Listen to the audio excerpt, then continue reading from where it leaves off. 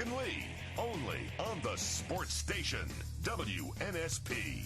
Welcome in, hour number 3 of the Morning Sports Center. Mark and Lee with you for the next 55 minutes right here on Sports Radio 105.5 WNSP and WNSP.com. We're streaming live on AL.com, and we are now joined by a very special guest. Indeed so, the new offensive coordinator for the Alabama Crimson Tide, Doug Nussmeier. And, Doug, first of all, thank you for taking time out from your schedule. And we are really looking forward to meeting and listening to you talk tomorrow at the Larch Dinner.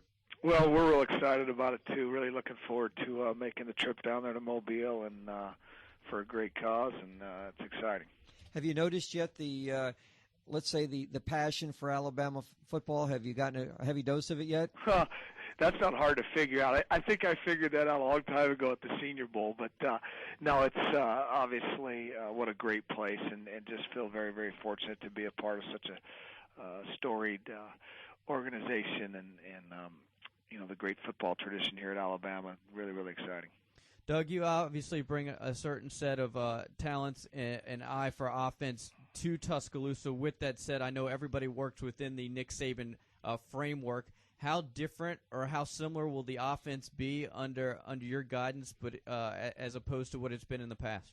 Well, we'll just have to wait till September 1st and then see how it unveils as the season goes. But, I told our Red Elephant Club last night, I think we'll just take all the plays we ran last year and put them in a big bin and just pull them out one by one and recycle them, Doug, of course, connected with the Pac-10 for the last couple of years, and you saw some pretty elite quarterbacks. Andrew Luck, Matt Barkley, who's right now considered maybe the top pick coming out, Jake Locker. Just from the spring practice, would you put A.J. McCarron in that group yet, that elite quarterback group? Well, I think, when you start talking about elite quarterbacks, everybody has an opinion, and everybody has certain players they like and dislike. And I think when you look at A.J. and the progression he made from the start of the season, last season to the end, and where he started spring football and where he ended spring football, I think he just continues to get better and better each day. I really believe he's got a lot of upside still left in him and some things technically that he can really work on. And I think you'll see his game just continue to elevate. Doug Nussmeier, our guest here on WNSP, talking some Alabama football. Obviously, recruiting was a big deal in what you did over in Washington. Talk a little bit about the differences, whether they're subtle or not, when recruiting for Pac-10, Pac-12, and the SEC.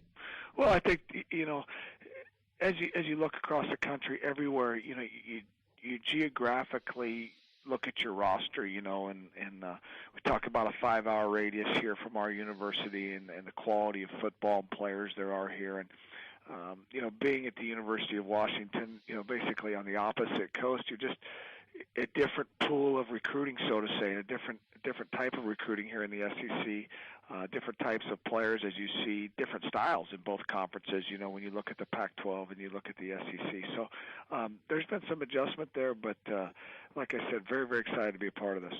I'd say since Coach Saban came on, recruiting has certainly widened its boundaries, Doug, whereas we kind of always felt it was first Alabama and then around the Southeast, but now it seems like you're getting commitments and signees from around the nation.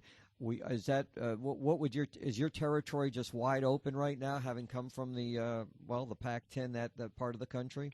Well, I think with the success coaches had here, and Alabama football speaks for itself. You have the ability to open doors in other areas of the country. And when you have the ability to recruit the best players in the nation, you do it. Is it more, and for lack of a better term, is recruiting down here more cutthroat? Because there's such a passion down here and such a competitive fire, and that's not to say that isn't happening all over the country, Doug. But you understand what I'm saying? Is it more aggressive? Well, I just think that when you start talking about the importance, like you said, and the importance and the passion that people have here for football is a little different than in other areas of the country. So, when you start talking about that, it kind of relates to how recruiting goes, because you have, maybe some areas where it's more publicized, less publicized, and the fans here are so passionate about their teams. I think that leads a lot to it. Doug, I'm looking at your Googled up your resume. It is very interesting. First, so many things that I'd love to talk to you about. Number one, you played football at Idaho. Your coach was John L. Smith. Have you talked to him since he went over to Arkansas? And what's that going to be like on the sidelines when you're on the opposing sideline? Well, it's pretty interesting to go back to my past. My first year at the University of Idaho I was in Coach Smith's first recruiting class there. My quarterback coach was Bob Petrino. Oh. So when you go through the past, it's kind of interesting. But yeah, Coach, I still talk to Coach, frequently. He's been, a wonderful influence in my life, and obviously on that Saturday, I sure don't want to lose to him, and I know he doesn't want to lose to me. So it'll be a little bit something special there. But I'm excited for Coach that he gets that opportunity, and obviously that's going to be a big, big game for us. Not only that, after Petrino, your offensive coordinator was Scott Linehan. Scott Linehan, yes. Yeah, Linehan, who went on to be an NFL coach. You've really had quite a background. You were with the Saints for a number of years. Can you relate a story, any story that stands out, or good, bad, indifferent? Well, that was a great, great time, and was very fortunate to play Coach, 3 years for Coach Jim Moore, and my last year with Coach Ditka, and numerous memories. Just can't say enough about how fortunate I felt to have that opportunity and to play for those coaches and to play for the caliber of players I played with while I was there. It just was a great time.